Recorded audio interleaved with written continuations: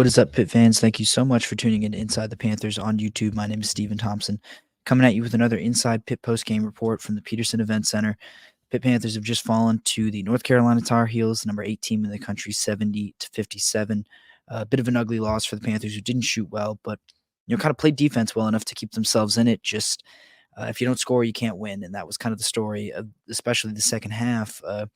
North Carolina found ways to score, Pitt didn't, and that was really the only difference in the game. I think both teams played with effort.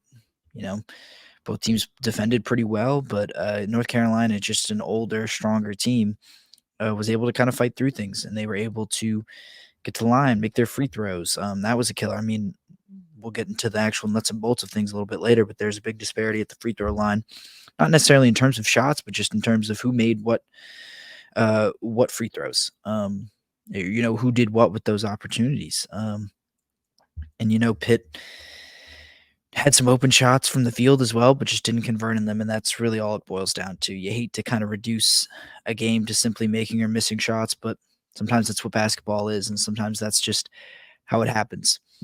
But I want to talk first about, as we kind of dive into this loss, into this game, just kind of where Pitt stands, because, look, they're in a precarious position right now, 0-3 in the ACC. They played a pretty difficult schedule, had to go on the road to play Syracuse in their last one. Before that, hosting a really strong Clemson team that's probably one of the best in the country, quite honestly.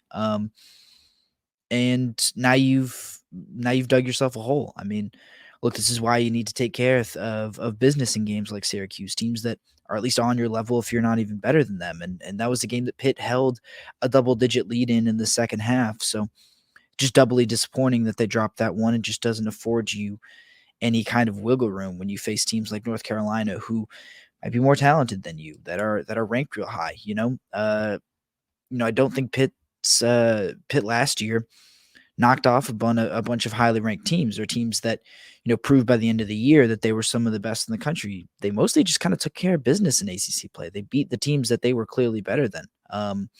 They knocked off North Carolina a couple times. They had that impressive win over Virginia, won against Miami, and played Miami really tight on the road as well. But, that North Carolina team wasn't especially strong last year. Now there was that Virginia team. They really built an NCAA tournament resume, beating teams that they were as good as or better than. And that's really all they needed to get into the dance. And, just winning games, it sounds really simple, but that Syracuse game is going to sting them for a while.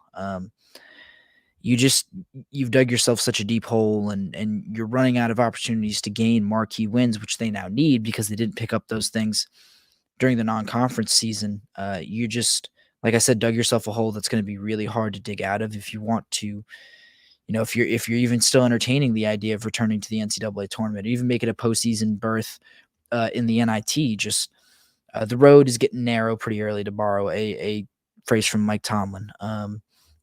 It's still early, plenty of time for them to recover, but it will take a pretty big recovery for this team to get back in position, in the position that they were before conference play really started in earnest, before that Syracuse loss. They got an opportunity to get back on track against Louisville, and that's a game that not even should, you absolutely must win. There is no kind of ifs, ands, or buts about it when you're facing a Louisville team like that. You can't lose to them. And so, on one hand, it's an opportunity for a get-right game, but on the other hand, it's a little bit of pressure. Think about in the NBA. Like, you saw teams playing extra hard against the Detroit Pistons while they were on that 28-game losing streak, because you didn't want to be the team to get upset by the Pistons. You didn't want to have your place in history like that. It's kind of the same concept here. You are demonstrably better than this Louisville team. You will be demonstrably better than them for a while now, and this is a team that's, even for as bad as Pitt might get, I mean, we really don't know what they're going to turn out to be. You just can't lose to a Louisville team like that. So Panthers better hope they take care of business, not just for kind of their positioning in the standings, but some pride as well. So getting into kind of the nuts and bolts of how Pitt did struggle. I mean, look, they couldn't score. That's pretty plainly obvious. They shot 30% from the field, 17% from the field, or from three, 30% from the field, 17% from three, and then only made 2/3 of their free throws. That's not a winning formula at all, especially against a top 10 team, a team with so many veterans, a team with a bunch of talent and a team that scores as much as Carolina does, even on an off night like this, they put up 70 points. Like this was not, they shot only, 36% from the field, 29% from three, and they still scored 70 points. And, Pitt just didn't have the firepower tonight to keep up with them. Part of that was because they missed 5 free throws. Like I said, missed a third of their free throws. Carolina made 22 of their 19, which, that's what you got to do to overcome a poor shooting night. But Ish Leggett and Blake Henson continue to struggle. Henson's struggles, I think, continue to be the most striking. Let me pull up. I mean, Henson is riding a streak that he kind of really hasn't been on very often in his career. He's scored under 15 points for a third straight game. He's averaging just 7 points, 4.7 rebounds per game over his last three, while shooting 23.6% from the field and 11.8% from 3-point range. After he made a school record 9 3-pointers against West Virginia last month, he's made just 8 3-pointers in the 5 games since. This is only the third time since Henson's been at Pitt that he has scored under 15 points in 3 consecutive games. The difference is he had a bunch of other scoring options around him last year. This year, he is the guy. While they have some other options, I mean, Ish Leggett has struggled too tonight. Just 2 of 6 from the field, only 4 points, only 4 rebounds too. And, he had 8 rebounds. I was reading the wrong part of my score sheet. So Leggett kind of impacting the game in a couple different ways. But, Henson just not his best night, just really, really not good. And he is slumping at a time that the Panthers just really can't afford to have him slumping during. He's their best player. Like I said, there just aren't as many options to cover for him. If he was having an off night last year, you could count on Jamarius Burton to maybe give you 20. You could count on Greg Elliott to knock down some threes and Nelly Cummings to hit some shots as well. But this year he's the guy, and so they go as he goes, and that's about as plain and simple as it is. I mean, the last time he went on a streak like this, he actually scored fewer than 15 points in 4 consecutive games in the postseason last year, spanning that first ACC tournament game against Georgia Tech up through the Mississippi State game. He didn't. I think the most he scored in any of those games was 12 points. And it was kind of a similar thing. Like his 3-point shot just wasn't falling at a similar rate. And it didn't really matter. They won 3 of those 4 games. It's just different this year. It's different because he's the guy.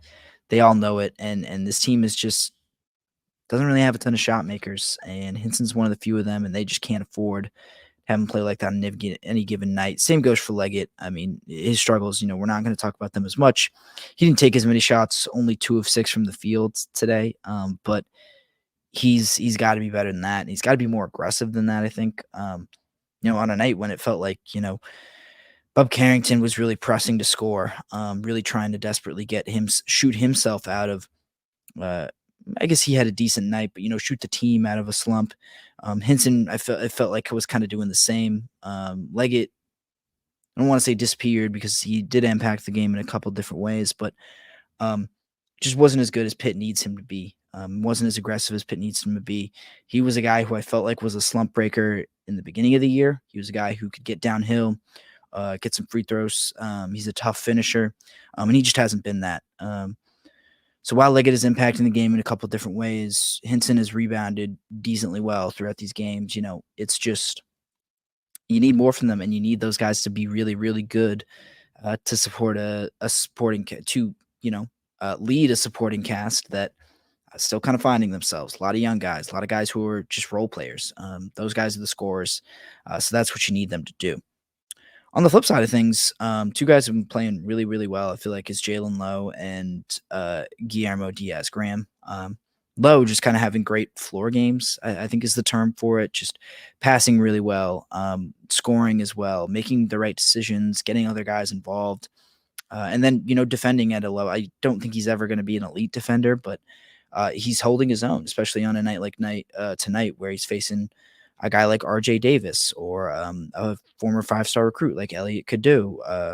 He's held up really well on that end. And I just feel like he's playing some of his best ball right now and perhaps earning some more minutes. He played most of the second half and was really the kind of the primary ball handler for most of that time. He was the one getting the ball, bringing it up every time, and initiating offense, which is a little different. They were kind of having Bub play off the ball a little bit more, which again, the first time we've really seen that. And Guillermo, I really, a little bit of an inefficient shooting night, 4 of 11 from the field, 1 of 6 from 3. That was just kind of how the team went. But, 10 points, 4 blocks, huge, 2 steals.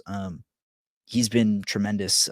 Scoring the ball is one thing, but his defense on Armando Bacot, I thought was really good as well. Bacot, very quiet, 16 and 10. I felt like he didn't impact the game or wreck the game, like I really thought he could against a front court that struggled to, play with force. To use a phrase from Jeff Capel. I mean, Federico was a big contributor to that as well. The Panthers helped off of other guys and on to Bacot a ton, which made life a little bit easier on Diaz Graham. But he did just as well, kind of one-on-one matching up against Bacot as he could, or as you could really expect from him.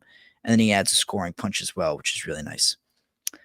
And the last thing I kind of want to wrap up on is, Jeff Capel was asked about this, and it's been a talking point throughout the year when this team has struggled. It's just how they deal with physicality, and you could tell it was a really physical game. I felt like it wasn't the best officiated game. I felt like it was just inconsistent. They didn't really know what kind of game they wanted, and they were more reacting to how the players did. The game got chippy, chippy and physical, and the refs felt like they needed to kind of account for that or overcompensate for that. You don't really need to. I think you got to kind of decide to set a tone early and rock with that. But I don't know. I thought Pitt stood up relatively well to the physicality. I mean, they did what they needed to do against kind of a physical defense. Just got worn down a little bit. But I just don't think physicality was really the big issue here. I think the issue is that they just don't have shot makers. I think they're a little young. I think they're a team that is learning how to deal with pressure, a team that's, learning how to take some hits and just learning how to play through struggles right now. And just it's a little bit of inconvenient timing with Henson and Leggett struggling to shoot the ball at the same time. But this is a Pitt team that I think they've done some growing up, and I think it just doesn't look that way right now because they are struggling to shoot the ball. It's just kind of how it goes. I mean, I think we can kind of put to bed the idea that this team is, soft either mentally or physically. That's just not the issue right now. It's really just that they're playing very well. They aren't shooting the ball well, and I guess time will tell if they've got, good shooters or bad shooters, and how these guys kind of regress to the mean from performances like this, or if this just kind of becomes the mean. And maybe their ability to make shots for some of these guys early in the year was a little fugazi, or just a little not representative of who they are as players. I guess we'll find out. But for right now, I feel like they have good shot makers who are just not making shots, and that's a little disappointing. Like I said, you don't ever want to leave analysis at that. You feel like there's always something deeper, but sometimes it's just not. I think Pitt got good looks. I felt like they did what they needed to when the shots weren't falling. They drove to the basket. They tried to get those looks at the rim, and just none of them were falling. So, I think we can look at this team a little bit differently. Maybe not necessarily as a soft team per se, but just as a team that's not playing very well right now, and that's both encouraging and a little discouraging at the same time. And I feel like we're going to learn a lot about them in Louisville. We're going to learn a lot about them moving forward. This is just a brutal month, and so how they kind of fight through these struggles and are going to be interesting. But I don't think we're going to really know who this team truly is for a while now, and you got to kind of take that Duke game especially with a bit of a grain of salt. A grain of salt. They're going to go from playing a Louisville team that they should absolutely smother versus a Duke team that should absolutely smother them. So they're going to face two extremes, and we'll see how they kind of come out on the other side of that. But I want to thank you all for tuning in to another Inside Pitt Postgame Report. Make sure to like this video and subscribe to us on YouTube. Follow all our reporting at InsideThePanthers.com. And as we kind of trudge through ACC play, I'll make sure to see you next time. Appreciate y'all tuning in again, and I'll see you.